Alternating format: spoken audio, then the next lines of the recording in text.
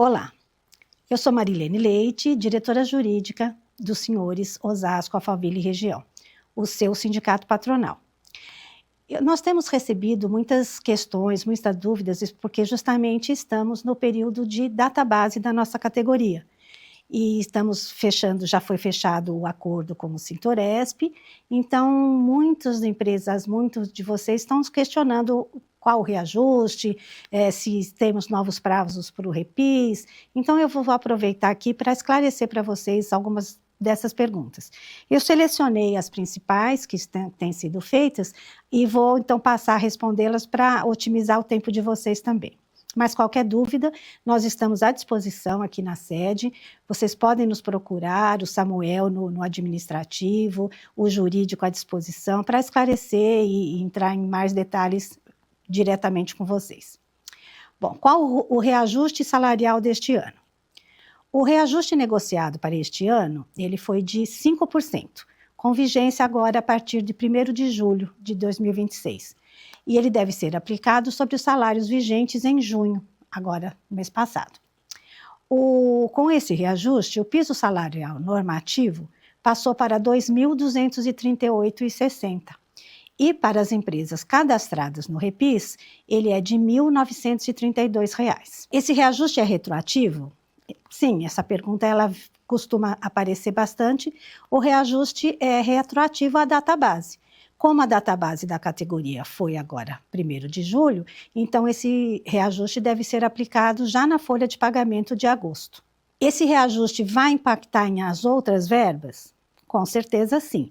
Todas aquelas verbas que são apuradas com base no salário, horas extras, adicional noturno e todas as parcelas salariais, elas acompanham naturalmente esse reajuste. E ainda as demais cláusulas econômicas que nós temos na nossa convenção, elas são reajustadas pelo mesmo índice da correção salarial, esse 5%. Este ano, com exceção da contribuição assistencial patronal, que ela não vai sofrer reajuste, estamos mantendo o mesmo valor fixado em 2025. E também o ticket de refeição para aquelas empresas que não fornecem alimentação ao trabalhador. Esse caso também vai ser mantido o mesmo valor de 2025. No mais, todas as cláusulas vão sofrer esse reajuste. Uma dúvida que costuma aparecer bastante para a gente é se, por exemplo, um empregado foi contratado depois da database, se ele vai ter direito a receber esse reajuste. Vai. Mesmo quem foi contratado depois de 1º de julho de 25, ele vai receber o reajuste, só que não integral. Aí ele vai receber de forma proporcional ao número de meses trabalhados. Por exemplo, o empregado contratado em outubro de 25, ele vai ter direito proporcional a 9 meses de reajuste, ou seja, 9/12. Pode parecer complicado a princípio, mas não é. Basta você pegar o índice de correção, que foi, no caso, 5%, e dividir por 12. Aí você vai ter 1/12 de cada mês de trabalho. E vai multiplicar pelo número de meses do contrato, de tempo de contrato dele. No nosso exemplo, se o empregado foi contratado em outubro de 25, ele vai ter direito a 3,75% de reajuste. Então, a principal orientação nesse caso é sempre conferir a data de admissão para fazer o cálculo corretamente e evitar pagamentos indevidos para mais ou para menos. Outra situação é se a empresa deu algum aumento durante o ano, se ela deixa de aplicar o reajuste. Nesse caso, vai depender do tipo de aumento que foi dado.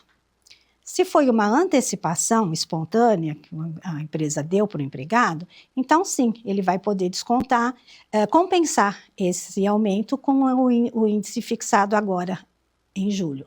Agora, desde que esse aumento que foi concedido não seja decorrente de promoção, equiparação salarial, término de aprendizagem ou transferência.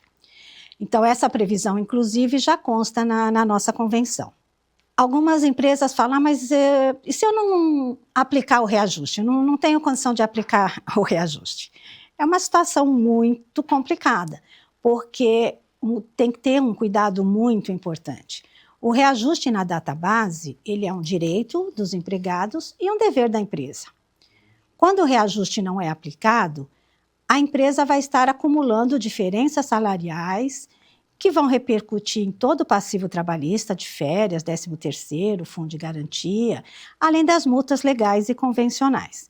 Então, a orientação é sempre atuar de forma preventiva. Corrigir agora é muito mais simples e menos oneroso do que resolver um passivo trabalhista depois. Bom, a gente está falei no piso normativo, piso repis, e aí vem a pergunta, o que é o repis? Bom, se eu pudesse dar um único conselho aos empresários, seria este: conheça o repis. Porque muitas empresas ainda não sabem que existe esse regime especial de piso salarial e outros benefícios previsto na nossa convenção coletiva desde o ano passado. O repis foi criado justamente para atender à realidade das empresas do nosso setor, em especial as pequenas e médias, permitindo a aplicação de um piso salarial diferenciado e diversas flexibilizações, tudo dentro da legalidade e com segurança jurídica. Bom, e aí vocês vão me perguntar, quais são as vantagens do repis? Porque o repis, ele vai muito além de um piso salarial menor ou diferenciado. Ele oferece uma série de ferramentas importantes para a gestão da empresa. Valores reduzidos para BSF, quebra de caixa, taxa de manutenção de uniforme, horas extras, adicional noturno, além de regras específicas facilitadas para toda essa gestão, como a formalização de banco de horas, jornada 12x36, jornada 5x2, que está aí agora na boca, né, sem a gente saber quando e de que forma vamos ser obrigados a adotar, contratação de horista, programas de premiação, enfim, várias possibilidades já previstas na nossa convenção de uma forma ágil e simples, sem necessidade de acordo coletivo. Então, na prática, isso representa mais flexibilidade para administrar o negócio e mais segurança jurídica para o empresário. Para se ter uma ideia da economia que a adesão ao repis pode representar no caixa da empresa, nós podemos fazer uma conta rápida, comparativa com os custos de um funcionário para quem não está enquadrado e para quem está enquadrado no repis. Por exemplo, o piso não repis é de 2.238. O repis, 1.932. Manutenção para uniforme, deixa eu só constar aqui, 81,93, o não repis.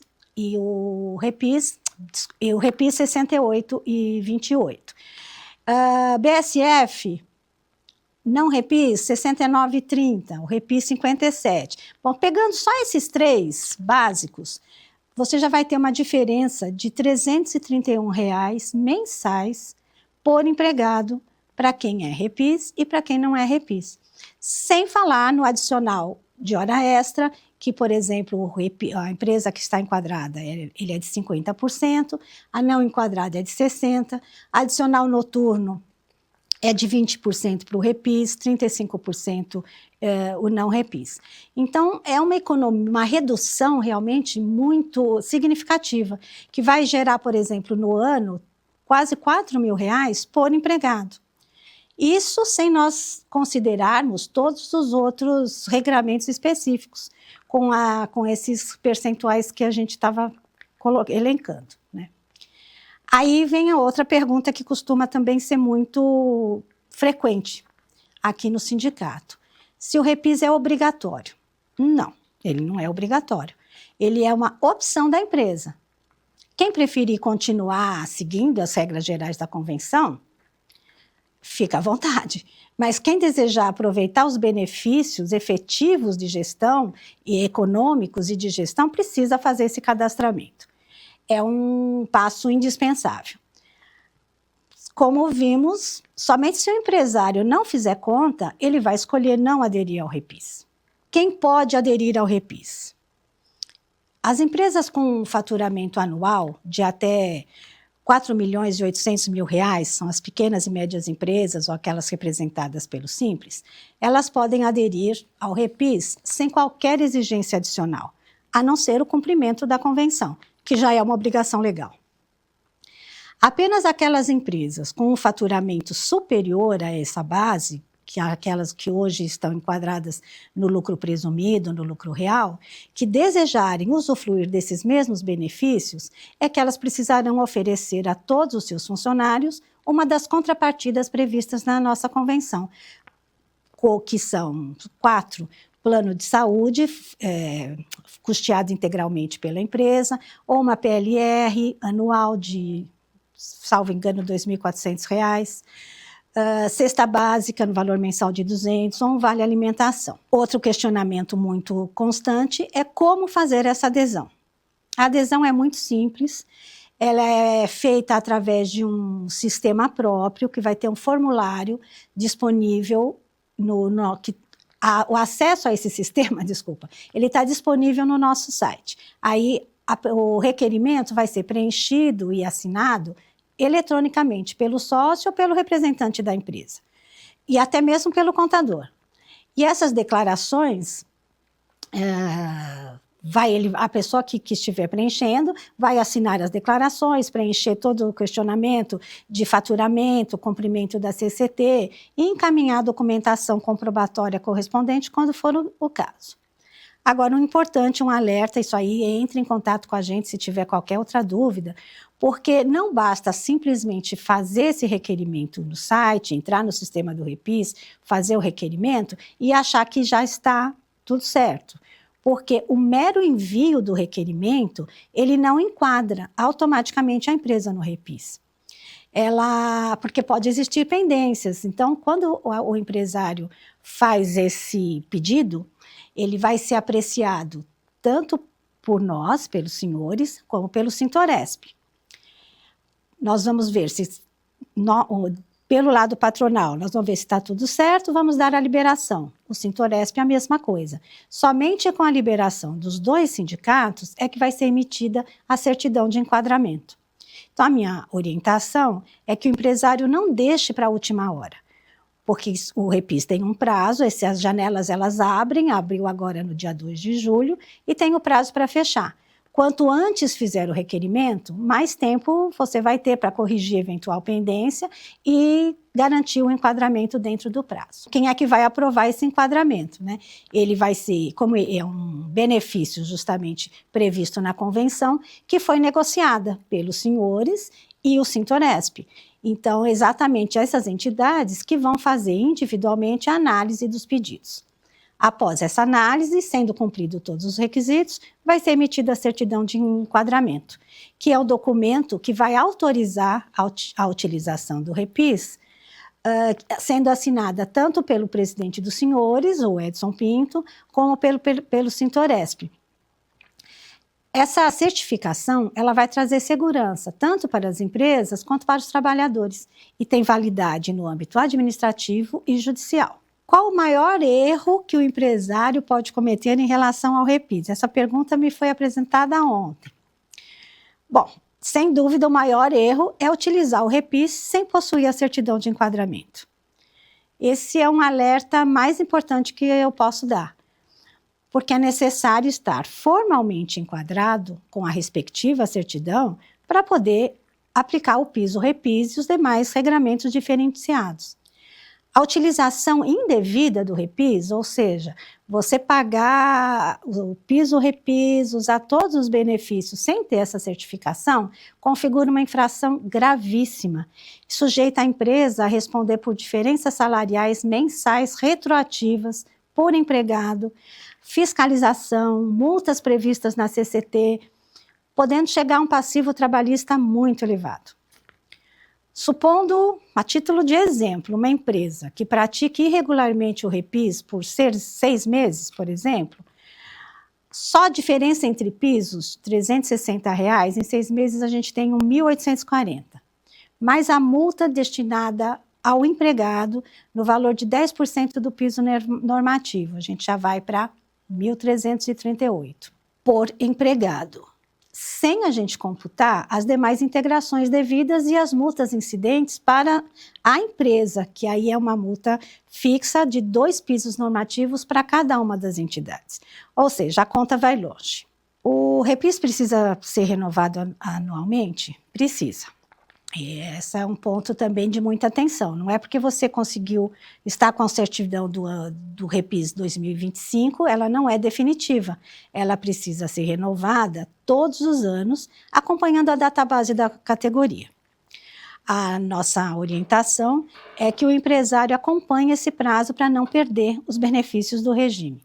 Como eu disse, o prazo tanto para renovação, quem já fez o REPIS 2025, precisa renovar agora 2026. Como para aquelas empresas que não aderiram ano passado, ele se iniciou no dia 2 de julho e vai até 30 de setembro. Um questionamento que às vezes é feito, e aí existe alguma confusão, é qual o custo que a empresa tem para aderir ao REPIS. Isso é uma confusão realmente de compreensão do que é o REPIS, porque o enquadramento no REPIS não é cobrado, não tem custo nenhum para a empresa. Ele é um direito da empresa. Como nós já falamos, as micro e pequenas empresas, elas que têm aquele faturamento até 4.800.000, elas podem se cadastrar se assim desejarem, sem qualquer exigência adicional, desde que esteja realmente com as suas obrigações em dia, com o cumprimento da CCT.